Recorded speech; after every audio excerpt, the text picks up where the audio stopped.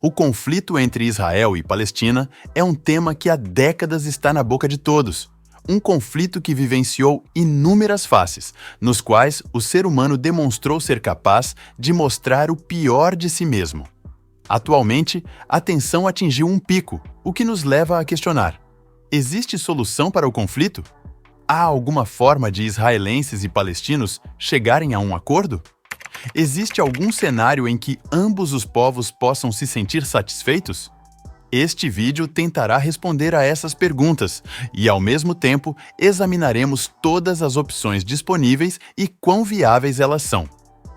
Infelizmente, é muito possível que seja o caminho militar que vá, pouco a pouco, moldando uma hipotética solução para o embate.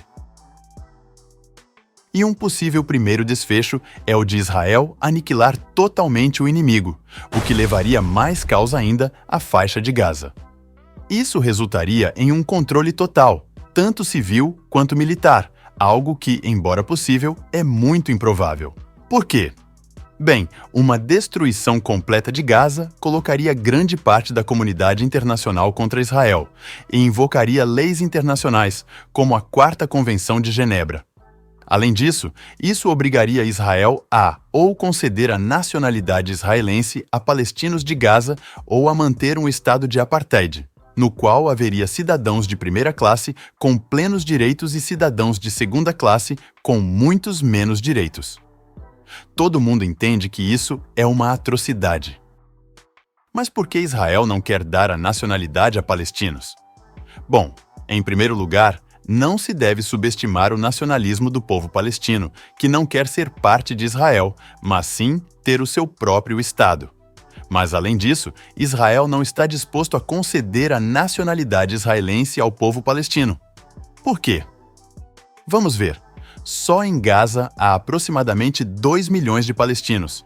Há também outros tantos distribuídos em campos de refugiados em diferentes países como Jordânia, Síria ou Líbano. Outro ponto é que as taxas de fertilidade do povo palestino são extremamente altas comparadas com as do povo israelense. E, à medida que suas condições melhorem e a mortalidade infantil na faixa diminua, o crescimento da população palestina pode disparar. Tudo isso poderia levar a população judaica de Israel a se diluir, até o ponto de que a população palestina pudesse acabar votando por um governo favorável a palestinos. Então, essa opção podemos quase descartar, porque não interessa a ninguém. Bom, se essa não é uma opção, o que mais nos resta? Outra opção que Israel tem é dominar o Hamas e devolver a gestão da faixa de Gaza à Autoridade Nacional Palestina, que agora é presidida pela coalizão de partidos da OLP liderada por Fatah. Em outras palavras, os palestinos teriam um governo único, em vez do Hamas de um lado e o Fatah do outro. A princípio, parece a opção mais realista, e com essa solução, Israel poderia começar a relaxar o bloqueio a Gaza. Agora, isso seria apenas o começo. Quero dizer, ainda há um monte de problemas para resolver, especialmente na Cisjordânia. E vocês podem perguntar, por quê?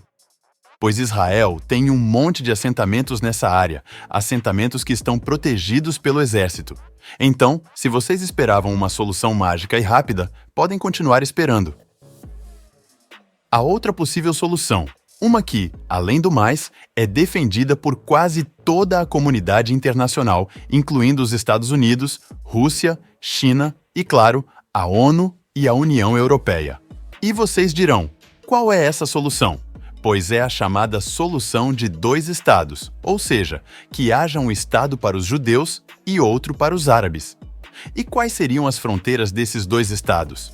A ONU propõe os de 1967, que são as que vocês veem neste mapa, ou seja, Israel continuaria existindo dentro das fronteiras de antes da Guerra dos 6 Dias. A Palestina ficaria com a Cisjordânia ocupada, a faixa de Gaza e Jerusalém Leste, que seria a sua capital. A ideia por trás disso é que cada um teria seu próprio território e governo soberano. Ambos os povos exerceriam seu direito à autodeterminação, controle total sobre seus assuntos internos, educação, saúde e, claro, defesa e relações exteriores. Em teoria, Esta solução resolveria as questões mais delicadas. A Palestina teria seu próprio governo independente e viveria com dignidade e direitos, o que ajudaria a reduzir a violência e o terrorismo. Então, essa seria a solução ideal tanto para israelenses quanto para palestinos. E até poderia ter efeitos muito positivos em toda a região do Oriente Médio. Bem, então, se esta resolução do conflito tem tantos benefícios para ambas as partes, por que não começam a trabalhar nela e adotam essa solução? Em primeiro lugar, para levar adiante essa solução com garantias, o Hamas e os diferentes grupos palestinos de ideologia jihadista teriam que perder todo o seu poder atual. Mas esses grupos nunca aceitarão perder o poder de Gaza para a Autoridade Nacional Palestina.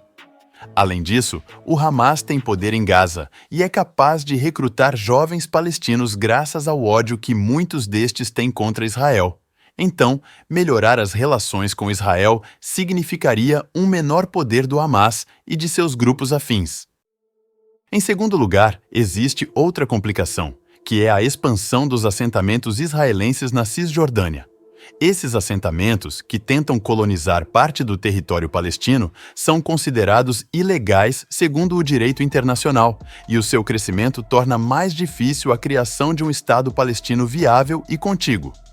Portanto, para implementar a solução dos dois estados, Israel deveria desmantelar seus assentamentos na Cisjordânia, algo que, pelo menos hoje em dia com o governo ultranacionalista de Netanyahu, não parece estar disposto a fazer. O terceiro ponto de atrito é o retorno de quase 6 milhões de refugiados palestinos que vivem em condições precárias em outros países. Esses refugiados desejam voltar para suas casas originais ou receber uma compensação, caso essas já não existam.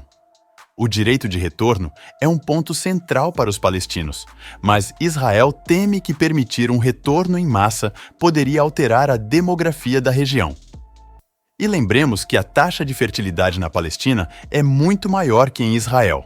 Ou seja, se Israel permitisse esse retorno em massa, em poucos anos os palestinos seriam muitos mais que os israelenses, o que poderia provocar que o Estado palestino se tornasse demasiado forte e pudesse desafiar Israel no futuro.